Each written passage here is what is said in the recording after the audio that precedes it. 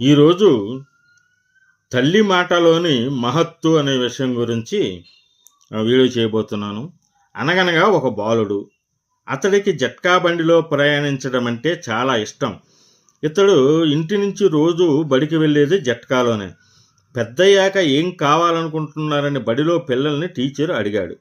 ఒకరు డాక్టర్ అవుతానని, ఇంకొకరు ఇంజనీర్ అవుతానని, మరొకరు లాయర్ అవుతానని చెబుతుండగా ఈ బాలుడు మాత్రం జట్కావాలా అవుతానని జవాబిచ్చాడు.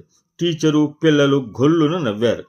బాలుడు ఇంటికి చేరే లోపలే ఈ కబురు ఊళ్ళోని తల్లికి అందిపోయింది. ఇంటికి రాగానే తల్లి ప్రశాంత వదనంతో, బాబూ, పెద్దయ్యాక ఏమవుదామనుకుంటున్నావు అని అడిగింది.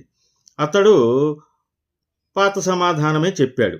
ఆమె, తప్పకుండా అవుదువుగాని, ఇలా రా అంటూ పూజామందిరం తలుపులు తెరిచింది.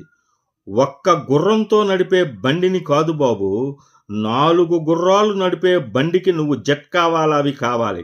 అదిగో ఆ శ్రీకృష్ణుడిలాగా అని బోధించింది ఆ తల్లి.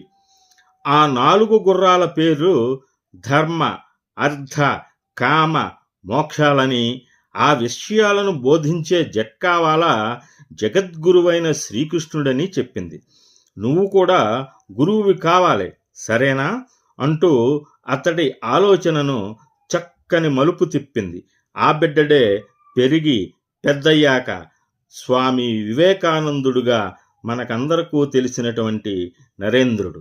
నిజంగా అమ్మ మాటలో ఎంత మహత్వం ఉందో కదా.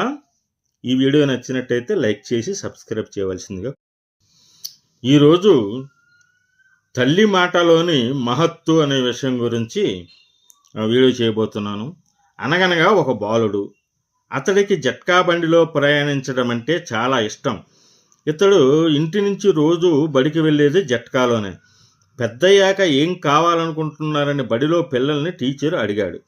ఒకరు డాక్టర్ అవుతానని, ఇంకొకరు ఇంజనీర్ అవుతానని, మరొకరు లాయర్ అవుతానని చెబుతుండగా ఈ బాలుడు మాత్రం జట్కావాలా అవుతానని జవాబిచ్చాడు. టీచరు, పిల్లలు గొల్లున నవ్వారు. బాలుడు ఇంటికి చేరే లోపలే ఈ కబురు ఊళ్ళోని తల్లికి అందిపోయింది. ఇంటికి రాగానే తల్లి ప్రశాంత వదనంతో, బాబూ, పెద్దయ్యాక ఏమవుదామనుకుంటున్నావు అని అడిగింది. అతడు పాత సమాధానమే చెప్పాడు.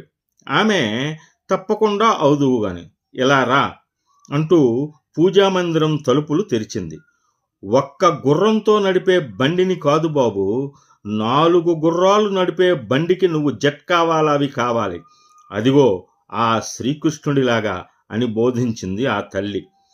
ఆ 4 గుర్రాల పేర్లు ధర్మ, అర్థ, కామ, మోక్షాలని. ఆ విషయాలను బోధించే జట్కావాలా జగద్గురువైన శ్రీకృష్ణుడని చెప్పింది. నువ్వు కూడా గురువువి కావాలి, సరేనా అంటూ అతడి ఆలోచనను చక్కని మలుపు తిప్పింది. ఆ బిడ్డడే పెరిగి పెద్దయ్యాక స్వామి వివేకానందుడుగా మనకందరకు తెలిసినటువంటి నరేంద్రుడు. నిజంగా అమ్మ మాటలో ఎంత మహత్వం ఉందో కదా. ఈ వీడియో నచ్చినట్టయితే లైక్ చేసి సబ్స్క్రైబ్ చేయవలసిందిగా.